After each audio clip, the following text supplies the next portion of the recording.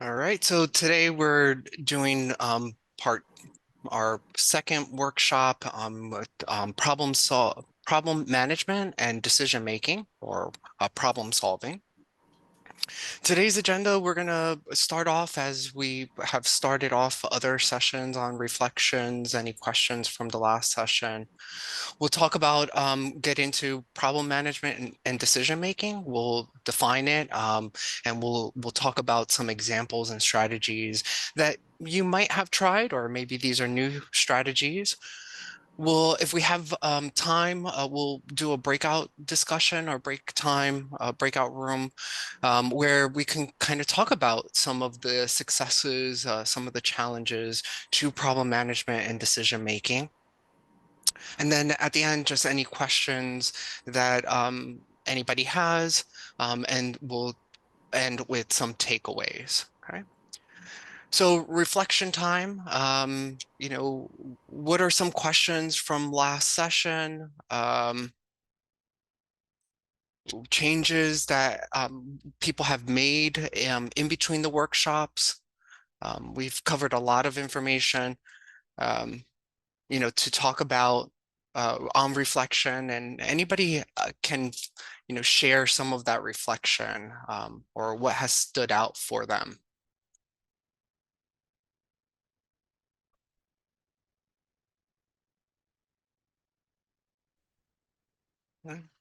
Hi there. Hi, how are you? Good. How are you? My name is Dina. I watched last week's video because unfortunately I couldn't make it, but thankfully it was available. You were discussing reflection and writing down. Now, for for someone like me, I'm 53 years old. I've had ADHD my whole life, but in the 70s, it was behavior issues. When you constantly like remind yourself of all the issues and things that you have to tend to. Sometimes I find it beneficial to take time off from doing that because then you fall into a predicament where it's constant correcting. And that's a big issue with ADHD. So I just wanted to share that. And I think that what you could be alluding to is like some hyper focused on and rumination that goes with ADHD. And so you're right. There has to be a balance. It is important us to self-reflect, but at the same time, we also have to make sure that this isn't leading to more of an internalized disorder or internalized state where, individuals feel dysregulated, which then leads to anxiety and depression. So you are right that you do need to be careful of over reflecting, but at the same, because that can lead to more anxiety and more depression. But self-reflection, you know, when it's a balance is really helpful as well. But right, I think you make a very good, valid point, Dina. Thank you. Um, Anybody willing to share what they remember from last week or from our last session?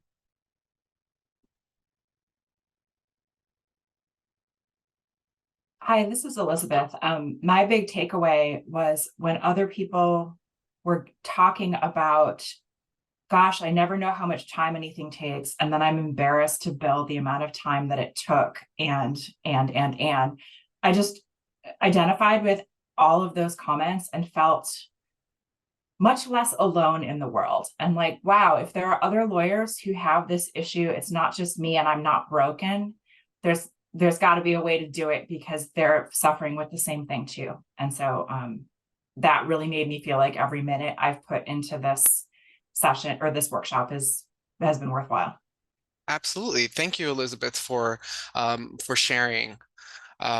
And yeah, I think what tends to happen is people when I'm talking to clients and we're talking about anxiety and depression or ADHD, most clients will say, but I know what it is, right? And so that's not the issue. And they recognize what some of the strengths and the challenges that they have.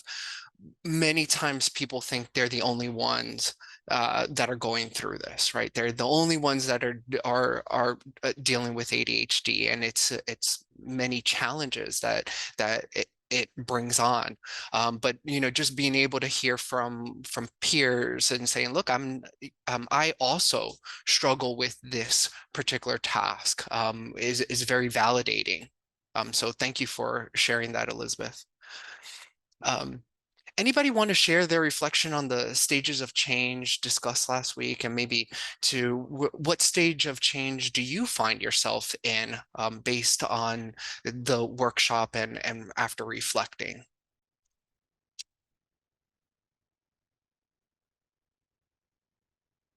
Anybody?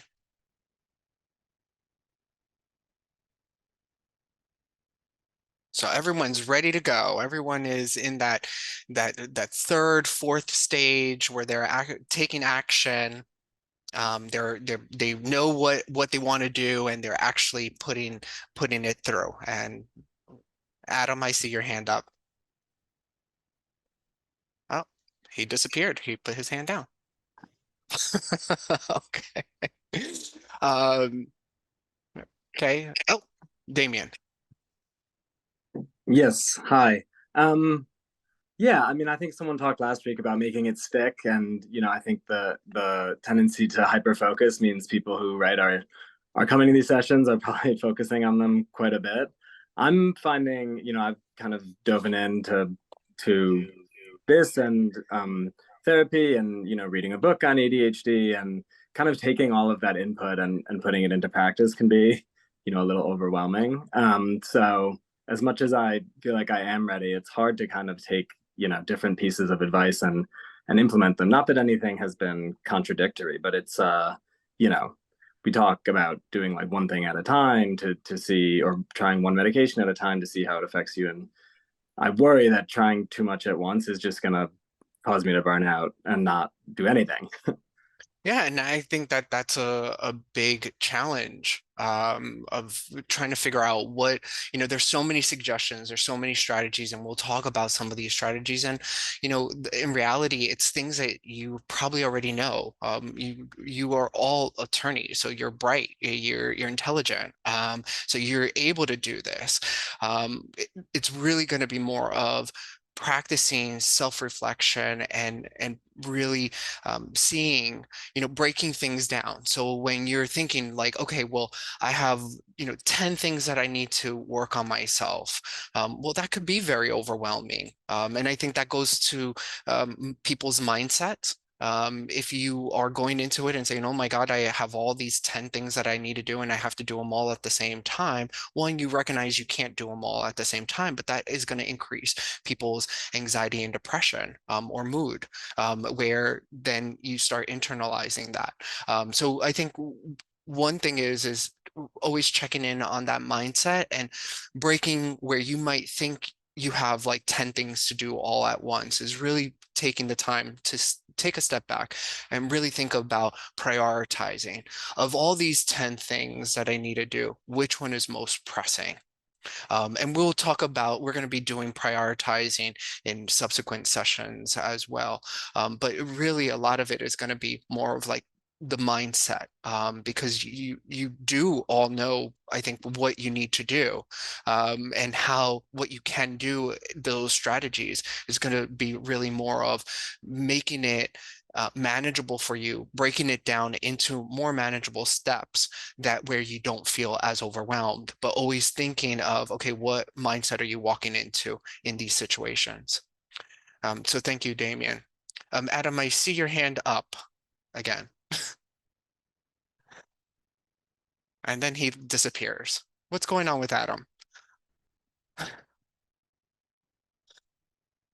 right, His so, lips are moving, but we can't hear him.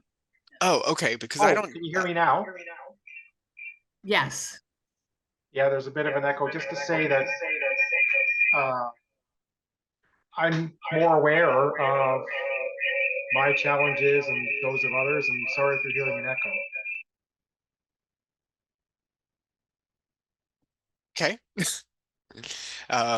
So thank you, Adam, for for sharing. Just really, it sounds like you're reflecting and understanding where those strengths and differences lie. Is there anything else that you wanted to share? No. Okay. Um, so what are some of what changes have individuals put into place based on our conversation from last week?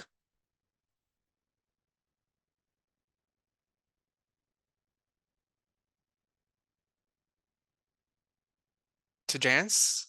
Jance? Sorry, I did first initial. It's Thomas. Thomas, okay. Go ahead, Well, Thomas. one of my things that I struggle with significantly is organization and planning.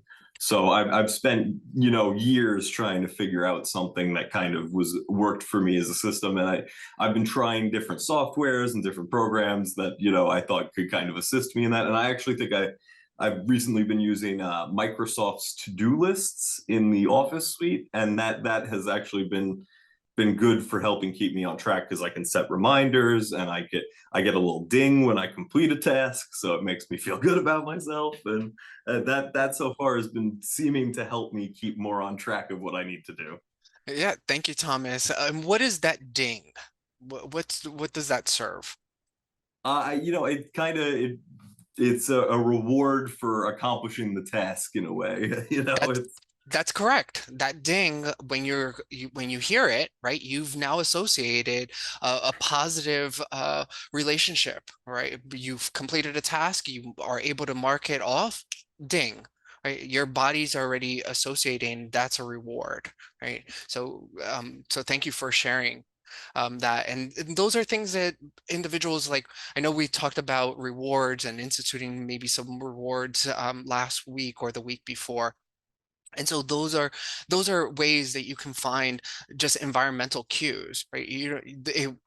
That bell or that ding came with the program. You didn't create it, but you've now made an association and link. Here's the bell. I've now done something. I feel good, right? So that bell is actually working to give you that positive feeling, and that's all part of learning. And that's really it's a part of like operational learning, operant learning, and conditional learning. So there's a whole field in psychology of learning and memory, and that's part of it. Being able to pair a stimuli, which typically that ding would not really make anybody feel happy on its own, but now you've associated, I've completed a task, I get the ding, I get rewarded. So thank you for that, Thomas, for sharing that. Um, any any changes that individuals or any actionable steps that anybody has taken based on what we talked about last week of like self-talk, self-care activities, challenging thinking errors, using maybe looking at the dysfunctional thought diary. Alicia. Hi, good evening, everyone. Yes, so I think this week I was a lot, my mind was a happier place because when I do get that negative self-talk, I'm able to just recognize it as a fleeting thought, and not necessarily the truth. And I think the program last week helped me realize that. And also I find that when I reach for a distraction, it's because I'm overwhelmed by the task, and so I just remind myself that and give myself 5 minutes with the distraction to bring me in that kind of calm state again, remind myself that I have to go back to the task. And so I've implemented that. And also just taking breaks at least every 50 minutes, which helps me stay positive and awake throughout the day versus drowsy and stressed out. Awesome. Thank you, Alicia, for sharing. And it sounds like some of these techniques have been helpful for you. So that's awesome. Thank you for that feedback. Anybody else want to share any actionable steps that they took based on things that we've talked about either last week or in the previous workshops and trainings?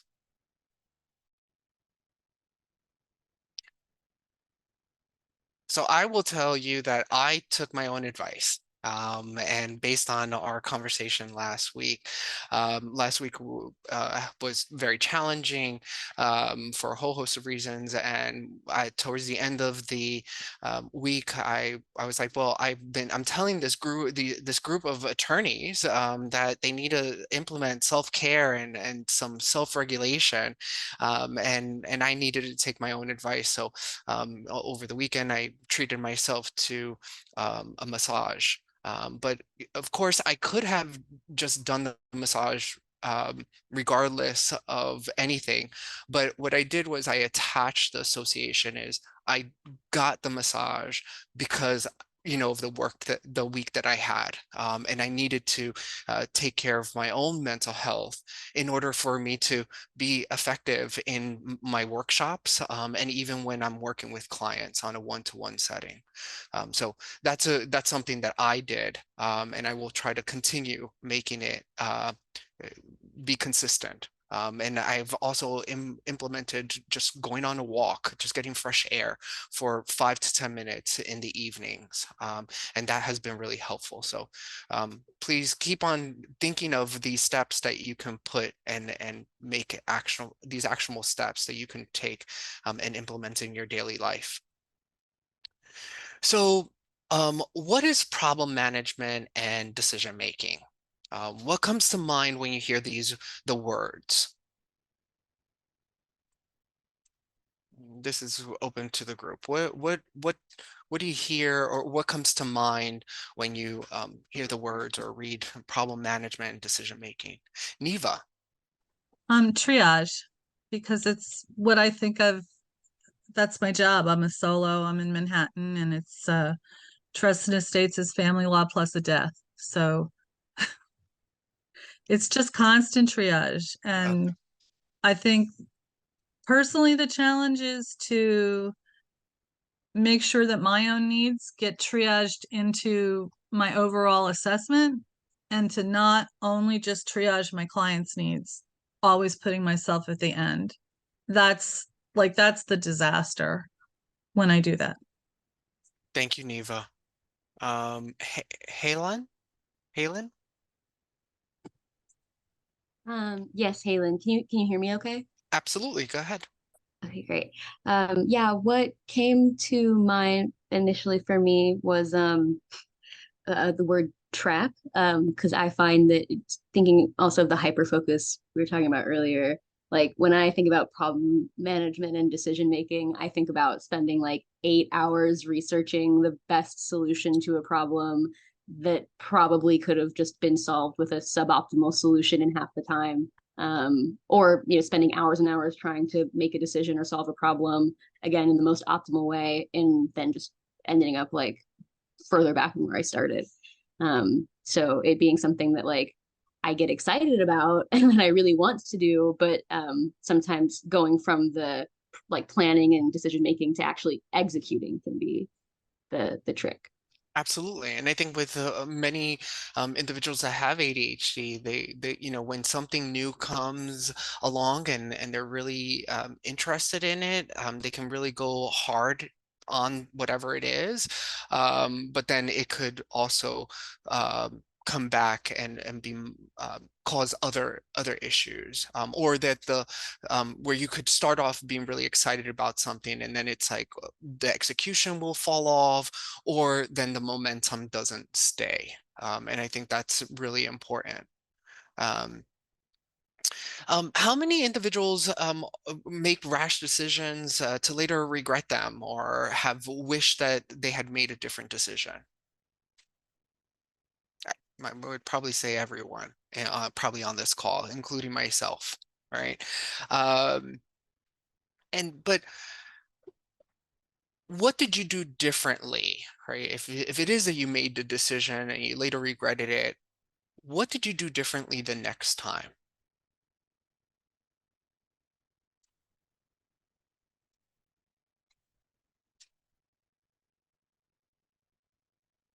Or in another way, if you came across a similar problem, did you change anything to help you with the issue, with coming up with your decision? Lynn. So my rash decisions are usually when I say yes to a new question, a new problem, a new client, a new, would you do this? Because it sounds exciting and it's not the same old stuff, right? It's something that, oh yeah, I'll take on that because this will be fun. And then I realize that I'm already overwhelmed with what's on my plate as it is, and I shouldn't have said, oh yeah, that sounds great, just because it was something new and exciting. So I am working really hard on taking a step back and not just jumping in, because it's different than what I'm doing at the moment that is boring. Do you see what I mean? Yeah. Absolutely. No, and um I think that's the trap that attorneys will find themselves in, and because it is already an overwhelming career and job because of the demands, and then all of a sudden this, you might feel like, okay, I'm overwhelmed, I need a change of scenery or task, but then the other task you didn't finish that, and then now all of a sudden you take on new responsibilities, and then you become even more overwhelmed because you now have taken on new responsibilities, because you found whatever the new task or responsibility is really exciting. And so being able to recognize in those periods of time where you're feeling overwhelmed and saying, you know what, before I commit to anything, let me take a step back. Let me spend some time really thinking about if this is something that's going to be that I can do, right? And be able to manage those things.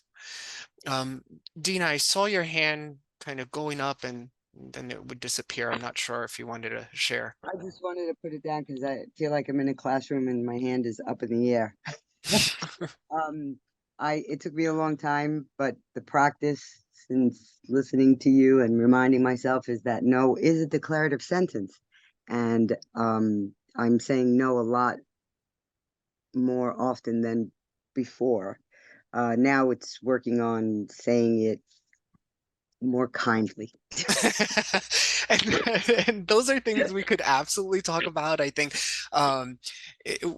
towards, and if I'm not mistaken, I think the last workshop is going to be talking about, saying no and how to navigate the work environment for it to be conducive to you. And so being able to say no in a affirmative but respectful way is, I think, the goal. And so we'll talk about that. So thank you, Dina, for sharing that. What are some ways that you make decisions in your personal and professional life? Do you approach decisions differently depending if it's, you're making a decision or managing a problem for personal or professional things?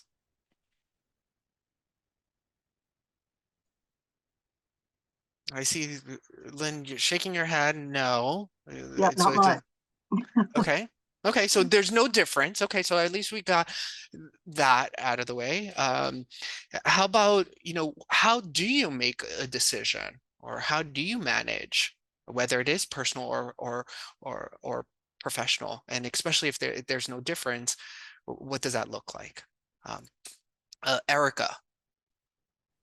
I wanted to say thank you for having this whole presentation. It's amazing. And it's so interesting that you asked the question, because my answers for professional versus personal are so opposite. Okay. For personal, I make decisions always using my gut instinct. And for professional, I work in like the Silicon Valley data protection in-house counsel industry.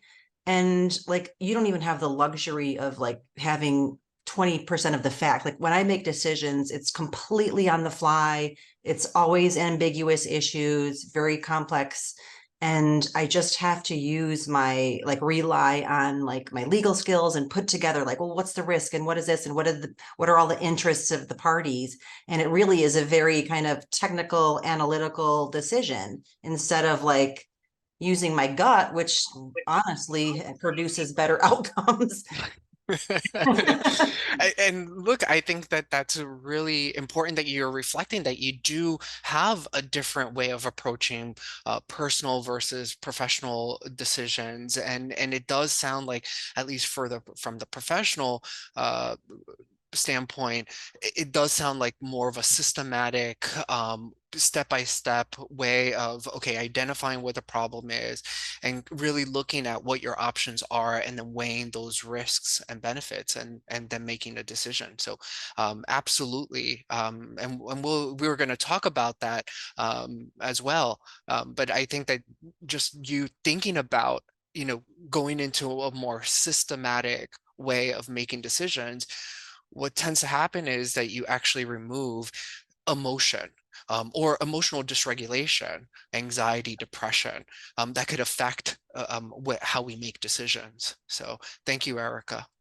That last point, like if I feel emotional about it, one of my tried and true practices is I'll just wait. If I have 2 hours, I won't make that decision right then. Like if I can put a little bit of time and space, like the emotions always dissipate. Absolutely. I think that that's important. Again, but you have to recognize that you're approaching a situation or a decision in a dysregulated state. But if you don't have awareness of what does that feel like for you so that you can identify it and then say, okay, you know what, let me take a step back. You just aren't going to be able to make those rational decisions, sorry. And you will make rash decisions, but you want to make rational decisions. And I think you taking that time really helps, because then you're not as dysregulated. When we're talking about this, it's interesting because when I'm working with clients, I use the dysregulation like a snow globe, right? So when I have a snow globe and you shake it all up, when you look at the snow globe, you really can't see through it. And the reason why is because you have all the glitter and whatever's inside the snow globe all mixed around, jumbled around. But it's not until the snow globe is not being shaken up, that it's staying, in a flat surface. What tends to happen is that all that material settles down. Right? And so if we were to look through the snow globe when it's settled, well, we can actually see through it. And so think of that snow globe when it's shaken up as emotional dysregulation. Right? If I'm dysregulated, I can't see clearly. There's no way that you can see clearly. You're not making rational decisions then. Right? I'm going to let Nancy have the next comment, and then we're going to move on. And I want Damien and Rams. And I apologize if I butcher anybody's name. It's not intentional. So please feel free to correct me. I don't take it personal, but I do apologize. But if you can hold those comments for after, towards the end, we'll try to make some time for them as well. Okay. Thank you, Nancy. You pronounce Nancy perfectly. Thank you. So as everyone else has said, thank you for having this workshop. It's very helpful. And I like that snow globe analogy, because whenever I have to make a decision, and I mean, whenever I have to make a decision, whether it's personal, whether it's professional, whether it's something that somebody would regard as very minor or something that's very major, it becomes a major decision. So whether I'm searching for the perfect trivet on Amazon or I'm making a life and death decision, they take on the same weight, and I have to research it to death. I have to make sure that whatever trivet I pick, it's the best trivet, it's the right trivet, as if I'm never in my life going to get another trivet again. This is the only shot I get at it. And obviously, if I'm researching something for my clients, it's like I can't leave any stone unturned, because the one case I miss is the one case that the judge is going to bring up or opposing counsel is going to bring up, and it's like, so I hyper focus, I research to death, no matter what it is. And so it's like every decision is just kind of overwhelming.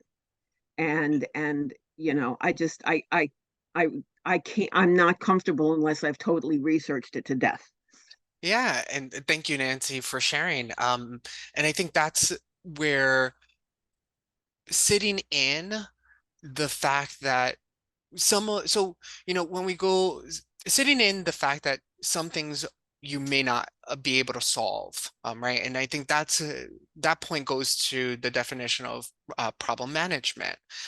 It's really about managing the problem, and you might not be able to come up with a solution, or you're going to try to pick the best solution for that situation, even though you might have to make a decision based between two decisions that might not work out for the parties, the interested parties, or it's about here it is that you have to feel comfortable and be kind to yourself that you're not going to be able to control every aspect of all of these cases.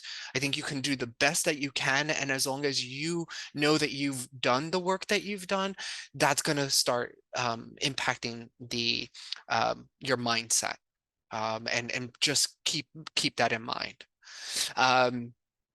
And then decision making is just really making the best decision based on the information that you have. And now like a decision making or problem solving, those we can come up with an actual solution. But problem management is, you think about it as there are going to be problems that you're going to face, and you may not be able to solve them. But if you're not able to solve them, you need to keep your emotion and your mindset in check so that it doesn't make people feel overwhelmed. And one thing that I find through our conversations from week to week is attorneys are very overwhelmed. And when people say I feel overwhelmed, that's that anxiety piece. And so if you're able to keep that in check, and recognize and be like and be okay the fact that you're not going to be able to solve everything, you're going to be that much better off, right? So, we've talked about what is the importance of decision making for attorneys. For weeks, I've been highlighting from week to week, the importance of why it is that we're looking at emotional dysregulation. Why is it important for attorneys to understand ADHD or executive functioning, how these symptoms could impact the work that you do. So based on this list, is there anything that stands out to you or is there anything new that you've learned from reviewing this information of why it is that we're focusing on these topics from week to week for attorneys?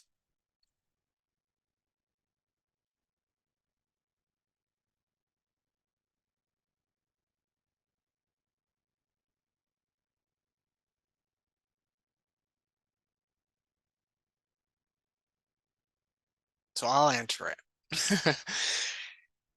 Many of these factors of why it's important for us to focus on decision making and self-regulation and executive functioning is because we know that attorneys work in stressful environments. And if you see from week to week, you'll start seeing the same reasons for why we're reviewing these topics. It helps with ethical considerations. It helps build rapport with our clients.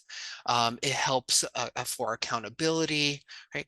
Because all of the things that we're talking about affect attorneys on a day-to-day basis. So it's important for us to review these specific skills and really introduce, what are some things that you can actually do? Why would you do them? Because I get a sense at times when working with clients is that they know what to do, but they don't know why they're doing it. And if you know the why you're doing it, then what you're doing makes it easier, or it's easier to do the what, right? So simplify when we're thinking about problem solving and problem management, it's to simplify the problem, just being able to simplify it. And how you do that is, so because ADHD includes differences with working memory, it might be challenging to hold all the relevant facts in your mind when you're presented with a problem to solve.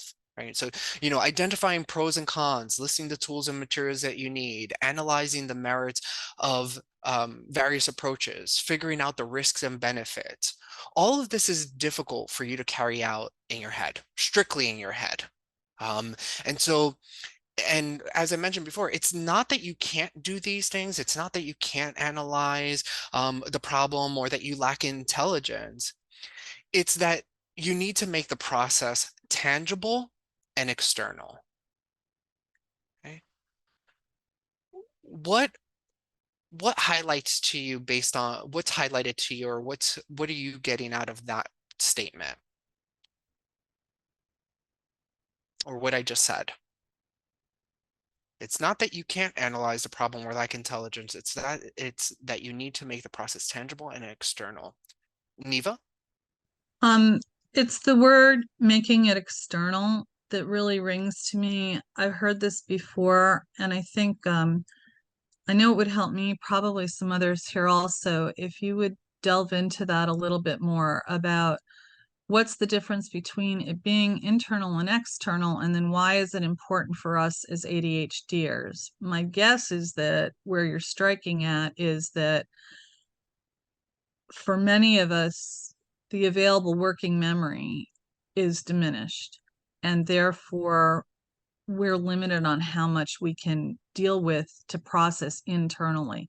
I think of the internal, the working memory and the long-term memory as my kitchen counters here in New York City. I don't have a suburban place with a 15 by 20 kitchen and an island that's 6 feet long. I have a 10 by 13 room with 6 feet of counters.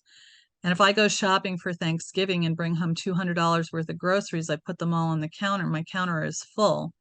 Now there's no room to make a cup of tea, much less start to cook a meal. I've got to clear the counters. That's the working memory in my picture in my brain, in order to be able to have the room to do the processes. And so I'd love to hear either correction or validation on that and take it next steps.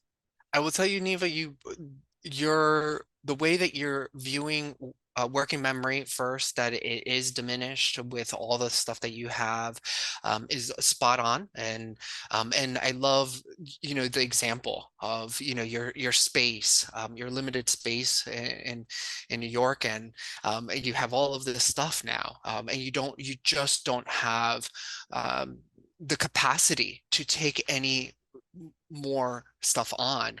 And that's basically why it's um it's recommended that you make it external, because then you're not holding all of this information in your head, and you don't need to. That's the other thing. There's no reason for you to have to hold that information in. Everything is accessible, right? Like, if you don't know a specific law, you don't memorize every single law that's out there. What do? You use your resources and your tools to go get, for you to go get the information that you need, right? And so you don't have to hold all of this information, because you could always refer to it. And that's where the making the process tangible and external comes in, because you could also leave it alone, in the sense of, now that I've put it all on paper, I've unloaded whatever my thoughts are on paper, I can then walk away from it, and I can come back to it. I like to use, when people use, like, if journaling helps people out, and the idea is that I put all my thoughts, my deep thoughts, into a journal, and then I can walk away from it. It's not that the problem isn't there, it's just that I don't have to think about it. It's not something that's taking up room in my head.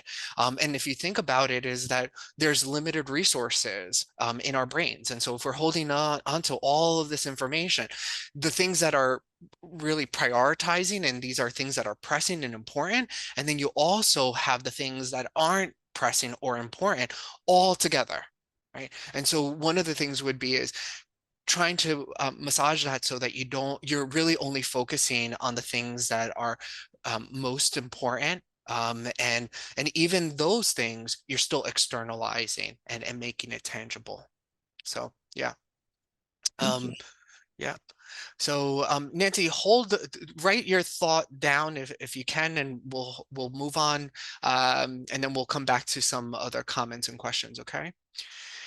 So things that how to help you understand problem management and decision making is becoming more aware, and this comes to self-awareness, self-reflection, metacognition, knowing where most of the complicated problems or urgent problems come up in your life. Just taking an inventory of what is challenging for you. Is it at work? Is it with socially? Is it at home? Is it a combination?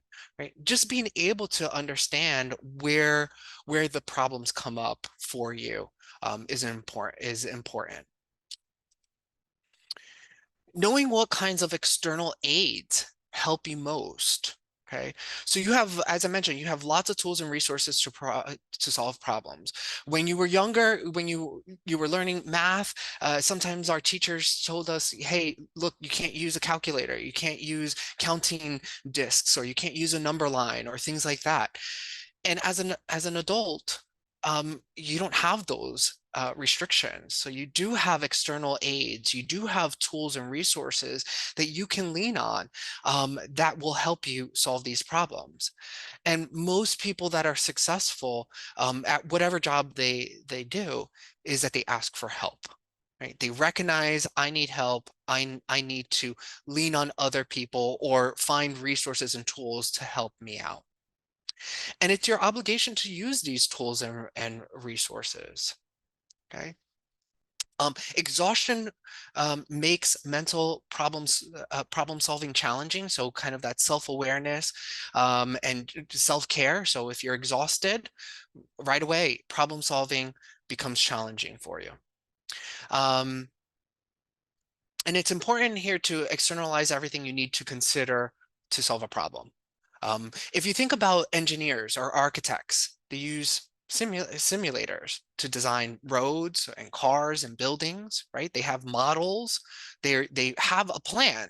Because I don't know about you, but I wouldn't want to go into a building or into a car that architects or engineers haven't figured out and had a plan, right? I don't know anybody else that's really that okay with taking that risk.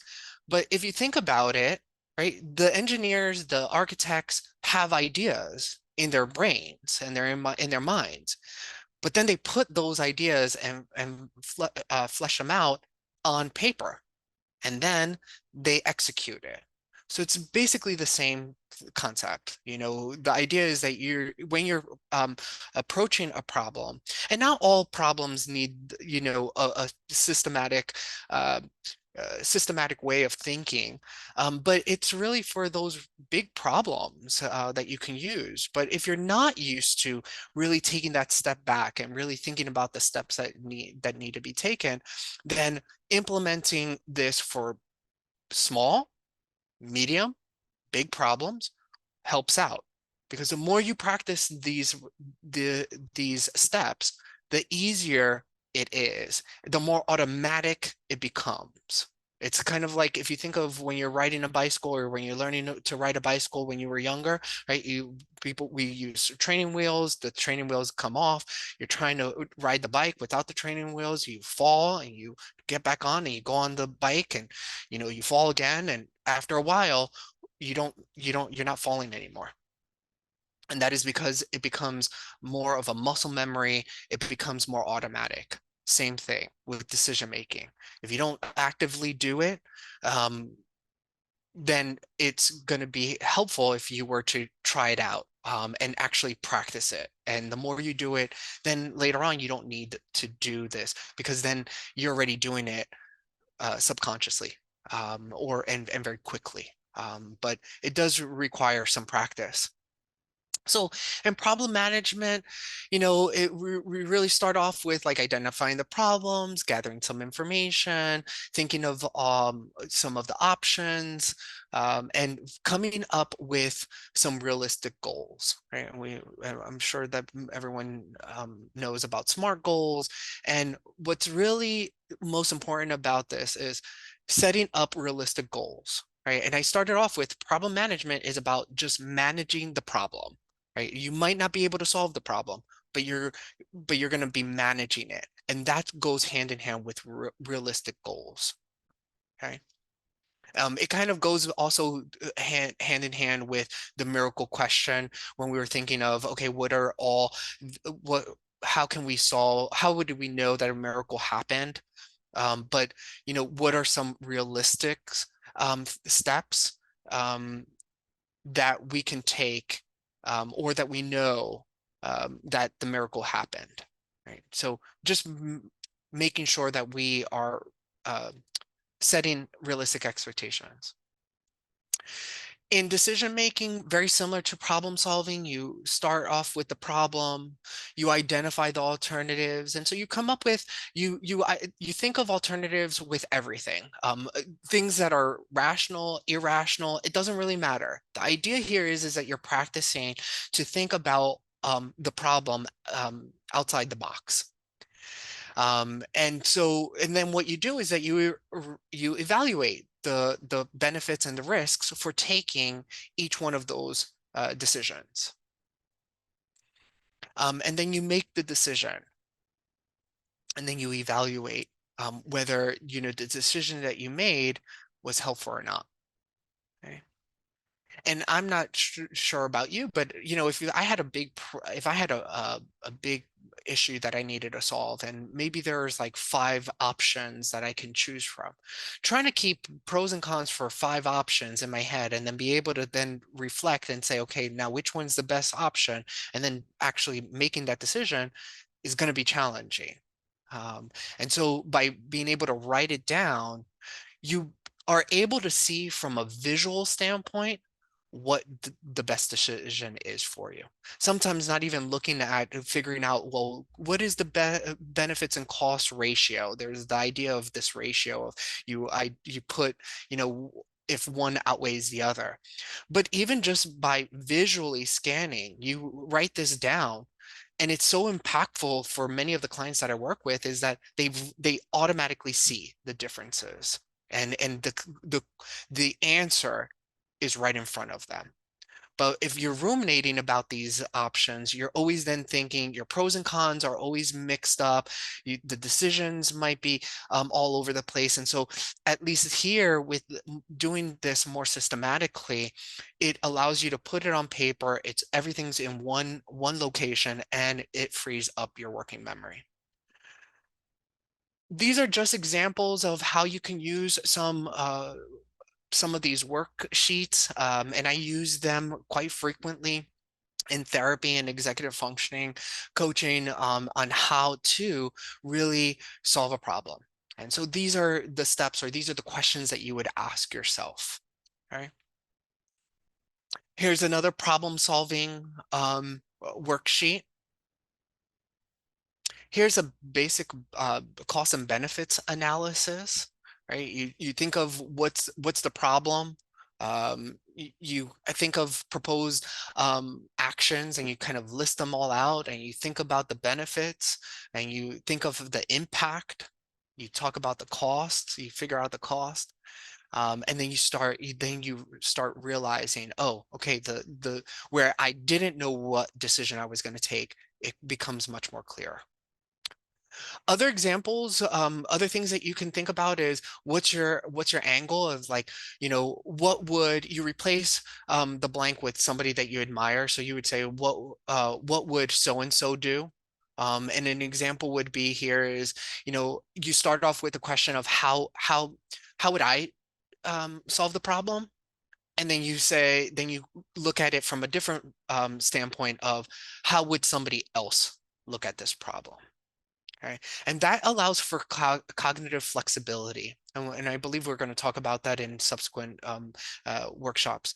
But it helps with really thinking about if you're stuck with making a decision, this could help you think of alternatives and get you unstuck. Another example or another exercise you can use is, what can you do with a cardboard box? And then what you do is you just take you take 2 minutes, you write in a notebook, what could you do with a cardboard box? Right? And the idea is that you're just using some of that flexibility to think outside of the box, right? And we're using a box. So, but you're creating something with that box. And even if it's absurd, the idea is that you just put everything on the table of what could you do with a cardboard box. And an example could be is looking backwards as a child, when you were a child. In childhood, there's not the rigidity of rules or society and conventional thinking that adults, have to follow. In childhood, the imagination is free. And so, if you think about going back to your childhood and thinking, well, what would a child do with a cardboard box, right? And they go out of their way to think very imaginatively. And so what I'm asking you to do is put yourself in that position. Think about, what would you do with a cardboard box? And let absurdities run, because that will also help with the flexibility of coming up and understanding that, problems have multiple solutions and alternatives. Okay. Here's an example, a great example for attorneys is, here's the problem is should I recommend settling a legal case or proceeding to trial? How many people have had this decision to make, or help clients? Probably a lot, if not everyone on this call. And so what I did was I gave an example of how you would be able to use a systematic decision-making process. Okay. Any questions? Okay. Overcoming pitfalls is starting by just start brainstorming ideas. And these are overcoming possible pitfalls for, problem management and decision making or problem solving. Just be able to start with all ideas, right? Don't limit yourself. Just think of all the possibilities. Embrace absurdity. We've talked about that throughout our time together. Embracing uncertainty, we talked about that too. Feeling uncomfortable in certain situations that you don't have control over, and recognizing you don't have control over certain consequences or decisions, and feeling okay with that and being able to work through that. And then also checking in with your mindset. Okay. Just for interest of time, we would have done a breakout session, and really what I would have wanted the groups to think about is, successes to, what are some of the successes, and maybe we can do that instead of doing a breakout session. What are some of the successes that you have implemented or that you've had to address the problem management and problem solving? What were some of the challenges and what did you learn from it? So I'll open it up for like 1 or 2 minutes for that, and then we'll go on. But anybody want to share, how their successes on problem management and problem solving?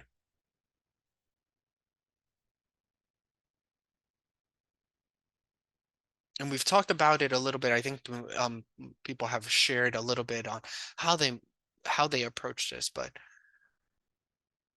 anybody want to just share a success, something that they find really, really helpful? Neva. I have a teeny tiny one for packing. I hate packing. I hate the planning ahead involved. But about a year ago, I started with just creating a Google Doc because it has an option if instead of bullets or numbers, you can have little boxes, which then you can check off. When you check it off, it strikes the item through, so you know. So I just have made a global list of all the things I ever need on any kind of a trip. That's my form. Now I copy it for any individual trip. And the real success was not merely making the list, but the first time I used it, I had down all these things, including my eye makeup remover. It was for a family party out of state. And when I got to our hotel, I realized I had my makeup remover and I had forgotten the makeup bag with the actual makeup in it. Actually, I realized it about an hour into our 8-hour drive, too far to go back for. But what the real takeaway lesson was that with whatever list I'm dealing with, I have to slow down enough, give myself the extra time to methodically use the list the way it's intended. That's been the takeaway. So on the couple of trips I've had since that time, I have been better about doing this with the list. It's not And perfect yet, but it's improved. absolutely. Thank you for sharing, Eva. And how did you feel? Like, what did that feel for you when you were able to use your list in the way that you intended it to, and it was successful? The good thing was that because I put like the most important things, which of course for me as an attorney are my computer charger, separate items, my phone and my phone charger, two more separate items at the top of the list, because you know, tell me if you haven't ever left a charger or a wire or something, right? We forget the appliances less often, but lots of times we're forgetting the necessities to keep them running. And so by having that as the first things on my list, it doesn't get lost in the middle of the list. Like I always see it, I always check it. And also, uh, I make sure that I only check it off when I physically put it into the travel container, the suitcase or the backpack. So it still takes quite a bit of diligence, but when I do it and I get home and I have both my computer and my charger, like win-win. So Absolutely. Thank you, Neva. And I think that's really important, just to you start recognizing more as like, okay, I have this tool and how do I make it work for you? And just even fine tuning it and saying, okay, yeah, I have this list. I created this list. What a wonderful person I am. But if you're not, if you're still missing things, or you check it off, but then it doesn't make it into your luggage, well, then the list wasn't that useful. So being able to pair the two together, it was really helpful for you, which is great feedback. And so, we're already at 6:01, so I want to be respectful of people's times, and we've been having a really good conversation. And so thank you for that engagement so far. But anybody want to, have any questions? And this could be, any barriers that might prevent you from incorporating some of the strategies that we discussed in our decision-making process today, and any takeaways that anybody has that they want to share. And we'll stop there with sharing the screen. So, Halen? Yes, I think probably unsurprisingly, given what I shared at the beginning, the thing I'm still like chewing on is just like the when do you know you're done with the process? Like what's the thing that lets you know that okay, now I'm really ready to execute, or how I guess strategies for containing the amount of time that I spend in that process, whether that's like, I don't know, in just talking about it, I'm thinking like, do I set a timer? Like, do I give myself like a artificial restriction? But I'd be curious to know if there's any other like suggestions or insights. Yeah, I think trying I think it's going to be individualized for each person. And so I think trying that out, the fact that you're thinking, hey, maybe you spend too much time overthinking, and that could also happen too, is trying it out. If you haven't tried a timer, yeah, try it out. Or, maybe, you say, look, you start off with saying, how long do you think this should take you to go through? Right. And I think that's where the time awareness that we were talking about in previous weeks, or we started talking about them, is really important. Is how long do you think coming up with the decision for that particular problem is gonna take you? And I think that, and then saying, okay, so how do I structure my day, or how do I structure that based on, how much time do you think you're gonna need in order to research or reflect on the problem, and then time yourself, and then afterwards, see where you're at that time. And the other thing is, you bounce ideas. Like, once you feel like, look, I've spent enough time, you feel like you've spent enough time on it, and bouncing the ideas off of your colleagues.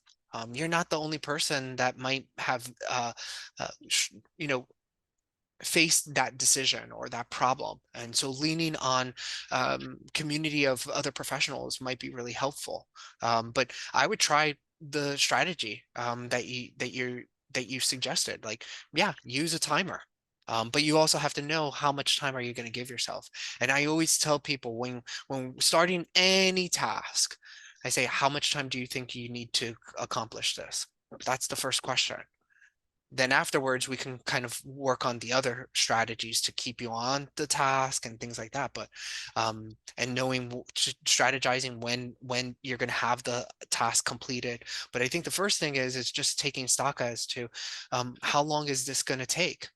Also, we've talked about before, is looking at, is this a decision, a similar decision, or a new decision that I need to make? Or is this an old decision that I've done in the past, that I can use some of those techniques that were successful and trying it with this problem, even though it's not new? So, but a lot of that takes reflection and taking time to say, okay, have I experienced this problem before, or is this new? And then leaning on some of that background experience for the new situation that comes up. Right. Nancy, and then we'll end with Jeanette. I know we're a little over, but if people want to stay on, that's great. If you need to go, I understand as well. So Nancy? I totally, totally, totally identify with what she was saying. That's me. Like, I don't know when to stop, because there's always more research you can do. There's always more arguments you can make, which is why when I do a motion, like, my motions are 10 times as long as anybody else's, and I spend 10 times as much time as anybody else. And thank goodness now I work in the in at legal services, so I don't have to, like, worry about, oh my God, I spent too much time on this, and so my boss is gonna, have to write the time off and be mad at me. Or if I don't admit to how much time I spent on it, then they're gonna get mad at me because I'm not working enough hours or whatever. So, my way of coping with that was by moving into public interest rather than the private sector. I can spend the amount of time that I need to be comfortable. But on the other hand, by spending all that time and making myself comfortable, it takes its toll on me, because I work ridiculous hours that I'm not supposed to. But that's not actually what I was going to bring up. What I was going to bring up was when you were talking about the working memory thing. Mhm. Like, my working memory is like, forget it. I can't remember anything. And so, like, I take the most copious, ridiculous notes, and I've been like that my whole life. So it's not just because I'm getting older. And so for me, like, I'm really good at expressing myself in writing because I can throw it all down on the page. But for me, what's very anxiety producing for me is having to, like, when I go to court, having to present something verbally, like having to do oral argument. I just want to say, read my motion, read the papers, it's all in there. Because I can't, first of all, I can't keep it all in my head to remember it. And, it doesn't look good if you're looking at a piece of paper.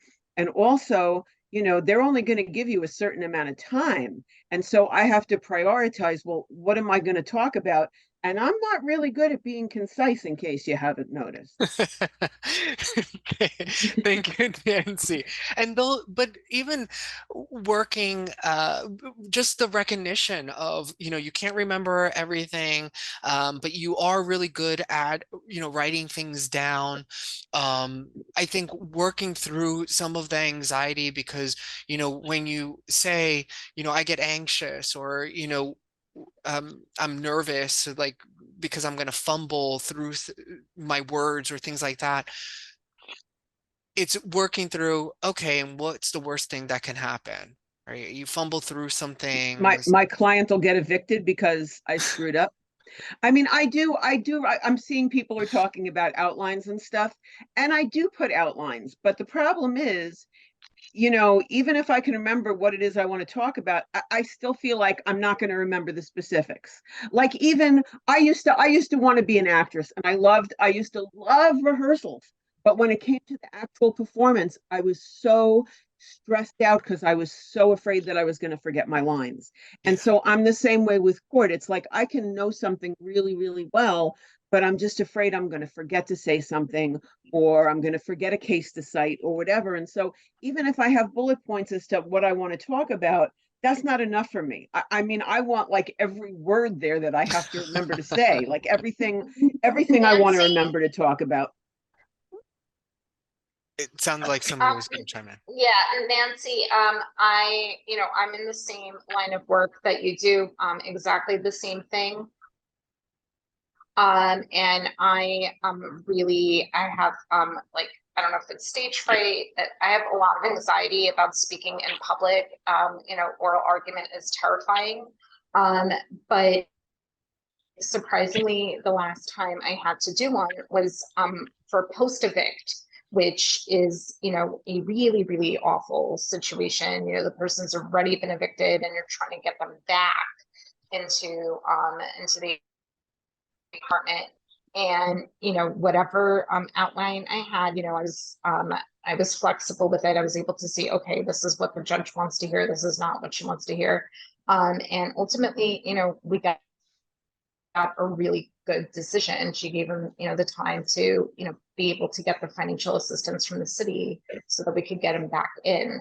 I'm I'm happy to share that, I mean, I usually as a do very well in sample oral with argument. I'm you. not saying I don't. It's just, and I don't have stage fright. I don't have, like, I used to get nervous about going to court. It's not that I really get nervous about going to court. It's just that, and I'm not afraid of public speaking. It's more just that I'm afraid of forgetting stuff. Yeah, And and I'm I will usually tell. okay once I'm there. And I mean, I usually am. I can't remember any time when, like, oh my God, I didn't do what I should have done or something. But it's just, I'm just always afraid I'm But going to forget stuff. So I end up writing it all part down. of it is like, So, part of it is so like imposter syndrome, like where, we think that we don't give ourselves enough credit for like how good we are at our jobs. And I'm sure that you have not been the cause of any of your clients being evicted. No, I have not. so I love, Like, listen, I I love can this. Let me just chime in. Sorry. I love the conversation between Michelle and Nancy. One thing, and just finding some of the support. I will say, Nancy, two things. I know there's been some talk offline about maybe doing, creating some support groups for individuals. And I think that what is happening right now between like Michelle and Nancy, I mean, that would be great. Just being able to share some experiences and what's worked for one person, and just being able to explore some of this stuff. And so that's one aspect.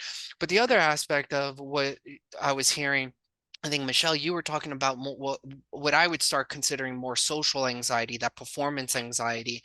Nancy, being able to forgetting, or the fear of forgetting, is anxiety.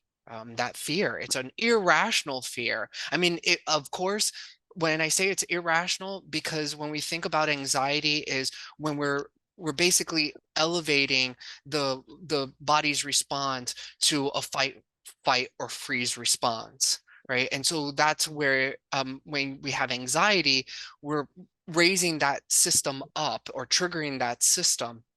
And in reality, there's no imminent threat um, in front of you that would require you to activate the fight, flight, or freeze response.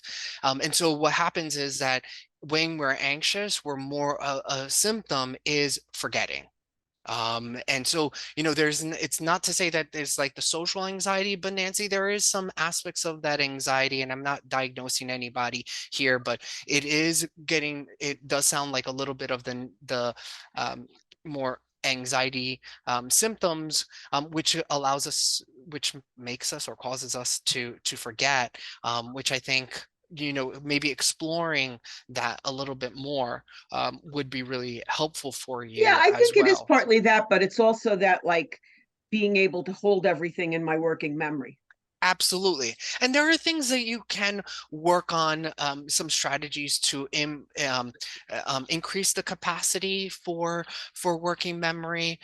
So there are tasks, an example of a task, just a fun example, or maybe it's fun for me, like Sudoku. Right, you kind of have to use that to kind of keep the rules and some information in mind, so that you can create, solve the problem. And so that is an example of a working memory.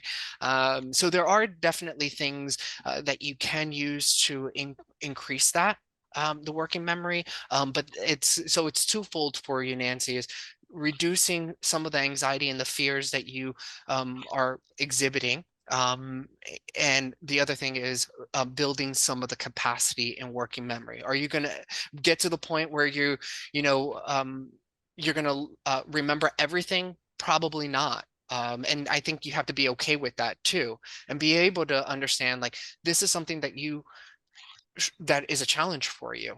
And really being able to see, is there ways in which you can compensate for that? Is there anything that you can also massage and accommodate in the environment that you're in? So there's the environmental piece, and then there's the internal, what you want to work on and address. But so on that note, we're just gonna move over Thank you. to Jeanette. Thank you.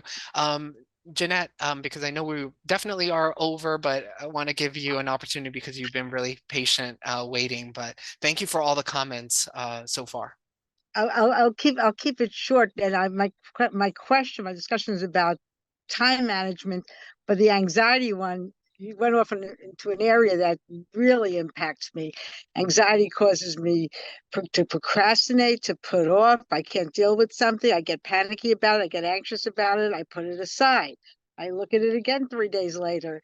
Now it's getting late, and that's it's ever that's a whole other problem. But I really wanted to ask about the timing and setting times to do something. I mean, like many of us, I have no sense of how long it takes to do anything. And it gets even more complicated if you have to involve another person, if you need someone else in your office to do something with you. But even for myself, how do you assess how long something should take? It's a terrible problem for me. I'll think I can do 3 things in a day, and I get one of them done, and I feel like a failure. I mean, it's And that's the vicious cycle. And I think the thing would be is setting realistic goals, and trying. You practice even everyday activities at home. Say, okay, so how long is it gonna take me to wash these dishes? How long is it gonna take me to do laundry? How long is it gonna take me to X, Y, and Z? Put a number to it. And then what I would do is I would time myself and see from when you actually start the task to when you finish it. And then you take notice and inventory as to, were you correct? Right. And so then you start building a sense of time by practicing those tasks, and you're timing yourself. So you have to start off, before you do anything, you start off with saying, this task is only going to take me 5 minutes.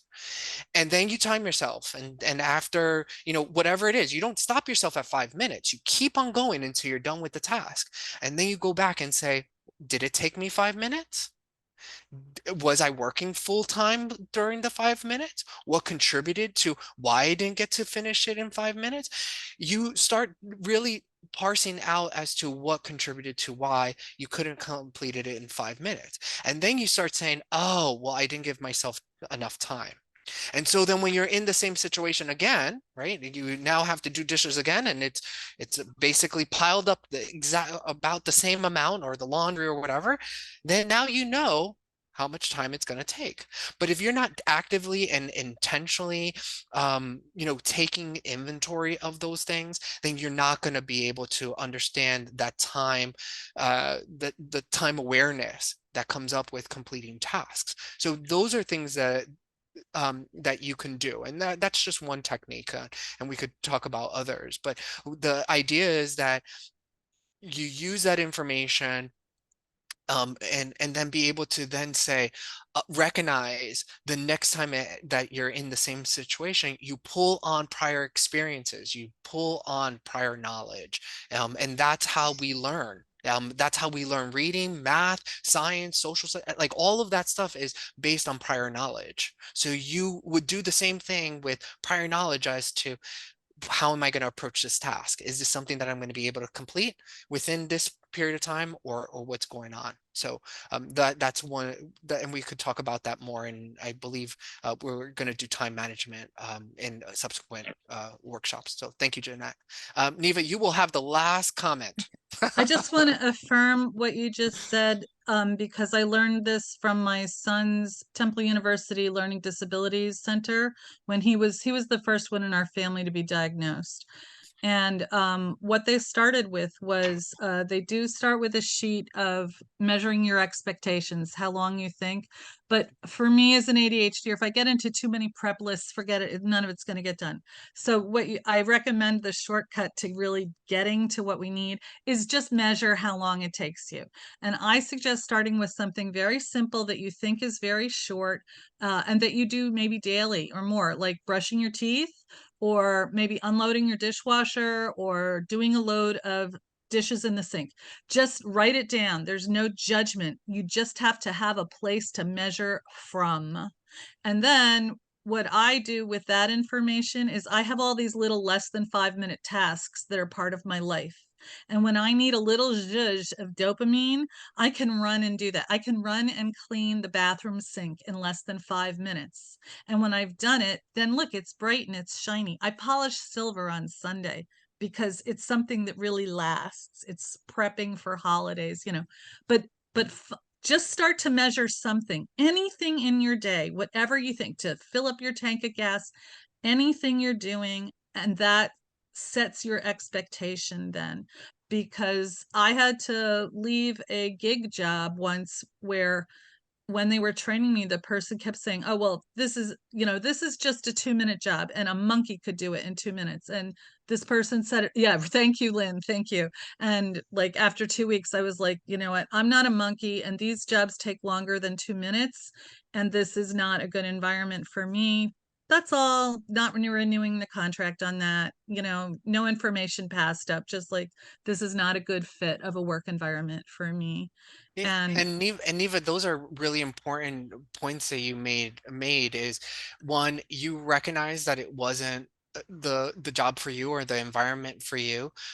You just made a decision to make some changes to go into something that you want to do and will excel, but in this particular task or job environment you found yourself in wasn't conducive, and you self-advocated for yourself as well. So those are things that I did pick up on and you sharing.